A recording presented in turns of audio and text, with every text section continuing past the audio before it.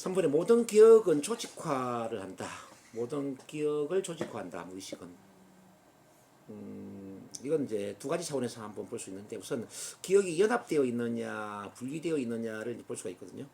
이런 NLP 개념에서 이제 연합이라고 하는 것은 내가 주인공의 관점에서 감정이입을 하고 자 모든 그 감정을 실제 현실처럼 고스란히 느끼는 상태, 즉 주관적 몰입의 상태, 요게 이제 연합이라고 할 수 있는 겁니다. 그다음 두 번째 이제 분리라는 것은 제 3자의 입장에서 이른바 객관적인 입장에서 네. 마치 강 건너 불 구경하는 것처럼 감정을 완전히 배제하고 네. 자 중립화시킨 상태에서 바라볼 수 있느냐.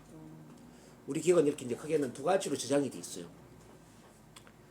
근데 이제 어떤 트라우마와 관련된 트라우마, 네. 강력한 트라우마, 충격적인 어떤 상처와 아픔과 관련된 네. 이런 사건들은 대개는 분리가 아니라 연합되어 있죠. 연합. 네. 이른바 세월호에 탔다가 죽을 뻔하다가 살아난 애들 같은 경우에는 배를 보면 어떤 생각이 들겠습니까? 뭐 네. 그냥 그만 뭐 봐도- 그 죽을 뻔한 그 고통, 죽음의 공포를 느끼지 않겠습니까? 단 한 번의 기억이지만 강하게 연합되어 있거든요. 네. 네. 그렇죠? 근데 세월호가 침몰하는 것을 우리 텔레비전이나 뭐 또는 그 바다 건너에서 바라보던 사람은 어떤 느낌 들까요? 이건 구경꾼의 입장이잖아요. 네. 네. 네. 그럼 그 기억은 연합보다는 분리가 되겠죠. 뭐 세월이 약이다라는 말처럼 아마 그 당시에는 느낌이 강하다가 세월이 1년, 2년, 3년 지나다 보면은 아마 느낌이 줄어들 거예요. 이런 걸 이제 불기라고 이야기해요. 불기. 아, 네. 네. 근데 우리가 이제 힘든 이유는 뭐냐면은 부정적인 사건들, 이런 아픔과 상처와 관련된 이런 부정적인 사건들이 우리 무의식에 강하게 연합되어 있다는 거죠. 강하게 연합되어 있어.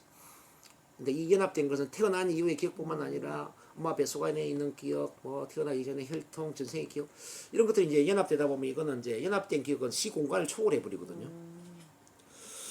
일례로 이제 뭐 저희 옛날에 이제 윤 누구 선생님이라는 분이 있는데 이분은 지하철을 타고 가는데 어떤 분이 껌을 짝짝 씹고 있어요. 그러면 껌을 씹는 그 사람을 죽여버리고 싶대요. 그것도 아니면 그냥 그 참기 싫어가지고 다른 칸으로 그냥 이동하거나 그것도 아니면 지하철에서 내려버린다는 거지. 네. 네. 그런 정도 껌 씹는 그 소리가 너무나 고통스럽고 너무나도 화가 나고 힘들었다는 거죠.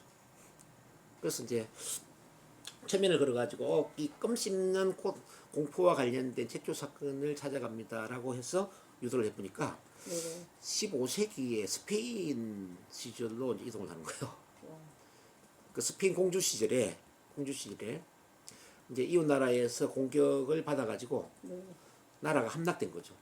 네. 그래서 그 공주가 병사들에 의해서 숲속으로 끌려가는 거예요. 아, 그러면서 병사들한테 돌아가면서 이제 집단 성폭행을 당하고 뭐 구덩이를 파가지고 이제 공주를 땅에 이제 묻어버리는 그 상황인데, 즉 생매장을 하는 상황인데 생매장을 하는 병사들이 입에서 뭔가 쩍쩍 씹고 있는 거지. 아마 칡뿌리 같은 나무 뿌리 같은 이런 걸 씹고 있었나 봐요. 근데 그걸 씹는 소리가 너무 고통스럽게 들렸던 거죠. 어쨌든 그 장면을 이제 치료를 하면서 이분이 좋아진 그런 이제 경험이 있거든요. 근데 이 예를 든다면은 껌을 씹는 것과 같은 죽음의 공포가 15세기에 일어난 전생의 일이지만 이거는 무의식에 깊이 각인되어 있는 경험이라는 거죠. 깊이 연합되어 있는 기억이라는 거죠. 비록 15세기지만 이거는 시공간을 초월한 기억이죠. 이해되시나요? 네. 이렇게 이제 끔찍한 어떤 트라우마와 관련된 기억은 시공간을 초월해서 저장되어 있다는 거. 이거는 뭐 트라우마 치료기 때문에 체면이나 NLP나 뭐 시간선 치료를 활용하지 않으면 치료가 안 되지. 근데 이제 예를 들어서 이런 거 봐봐요. 오늘 아침에 우리가 그 화장실에 들어가서 양치질을 할 수도 있고요. 네. 아니면 뭐 오늘 저기 지하철 타고 이동하면서 옆 사람이 누가 있는지 뭐 또 창밖에 뭐가 있는지 이런 걸 잠깐 볼 수도 있어요. 그것도 우리가 경험하는 거잖아요. 네. 근데 그 기억을 머리에 다 담고 있나요? 아니. 담고 있지 않죠? 네. 이거는 별 느낌이 없잖아요. 그냥 네네. 분리되는 거죠. 객관적으로 그냥 바라보는 거죠. 네. 그래서 오늘 일도 머릿속에서 그냥 분리되어 있는, 즉 생각이 잘 안 나는 그런 기억들도 있다는 거지. 아, 그죠. 근데 15세기에 일어난 일이지만 이렇게 강하게 각인되어 있는 기억도 있다는 거지. 그래서 이제 우리 무의식은 있잖아요. 이렇게 시공간과 관계없이 강하게 이렇게 연합되어 기억되어 있는, 각인되어 있는 그런 기억도 있지만은 아주 희미하게 최근에 일어난 일이지만 아주 희미하게 머리에 기억하고 있는 그런 경험도 있다. 이걸 이제 구분을 해야 됩니다. 그랬을 때 이제 우리가 할 일은 뭐냐면은 우리 무의식 속에 부정적으로 아주 강하게 연합되어 있는 이런 기억들은 체면이나 NLP 통해서 이제 분리를 시켜주는, 네네. 즉 아무렇지 않는 그런 기억으로 분리를 시켜주는 그런 쪽으로 이제 기억을 재구성할 필요가 있죠. 네네. 그리고 이제 좋았던 일이지만 우리가 희미하게 기억하고 있는 것들이 있을 수 있거든요. 대수롭지 않게 기억하고 있는 거, 네네. 뭐 상을 받았다든지 뭐 또는 뭐 또 우리 뭐 첫째 아들이 태어났다든지 또 새 집으로 이사를 갔다든지 네네.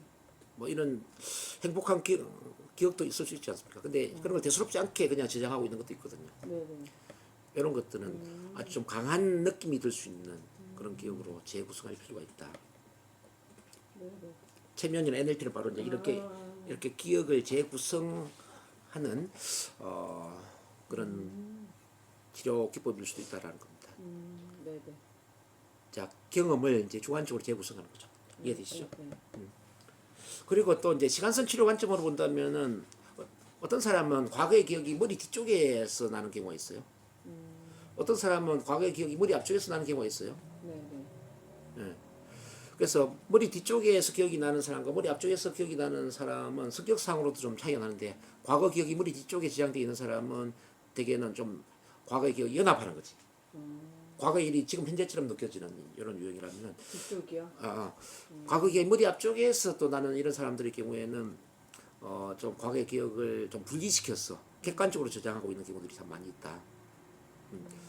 그래서 과거의 기억이 머리 뒤쪽에 나는 사람은 이제 내재형이라고 그래요. 내재형. 내재형. 과거 기억이 앞에서 나는 그런 구조를 통과형이라고 그래요. 통과형.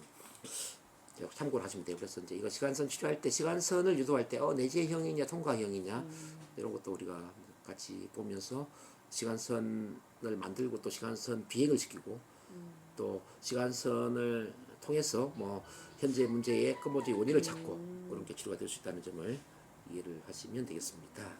그 마지막 말을 못 들었어요.